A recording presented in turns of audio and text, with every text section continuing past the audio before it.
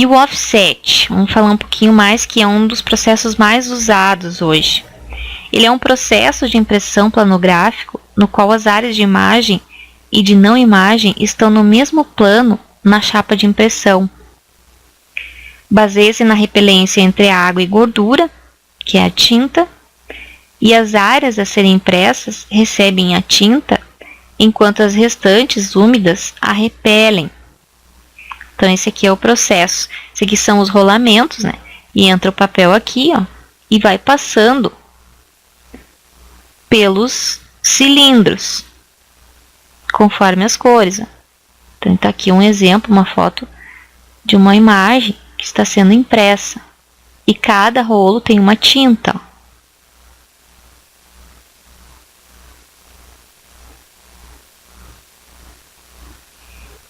Esse processo, então, pode ser impresso material promocional, editorial, embalagens, papel, PVC. O material também pode ser o poliestireno. E a impressão é média e alta tiragem. Então, pode ser feito a impressão de média e alta tiragem. Flexografia. Esse é um método de impressão rotativo direto que utiliza chapas de borracha ou fotopolímero com a imagem em alto relevo. Então, esse processo aqui, ó, também é com cilindros, né? Então, entra aqui o papel e passa pelos cilindros e sai lá, ó. Então, aqui está a tinta. Então, esse aqui é um exemplo, né, de embalagem que foi impresso através de flexografia. Então, pode ser aplicado em rótulos, embalagens em geral, embalagem de papelão ondulado, sacolas plásticas. Imprime sobre qualquer tipo de substrato flexível. Alumínio, papel, filme plástico, nylon, celofane, papelão ondulado, como foi falado, etc. Rotogravura. A rotogravura é o processo de impressão direto que emprega uma matriz cilíndrica em baixo relevo. O cilindro é imerso em tinta, ó, como é visto aqui na figura. Então, esse aqui é o cilindro. E o excesso é raspado por uma lâmina e a imagem transferida para o substrato. Então, aqui que é o processo. Ele pode ser aplicado em embalagens de alta tiragem. Então, vocês podem ver aqui um exemplo. Ó. Esse tubo aqui de cola, ele foi impresso em rotogravura. Então, pode ser impresso em embalagens e revistas de alta tiragem.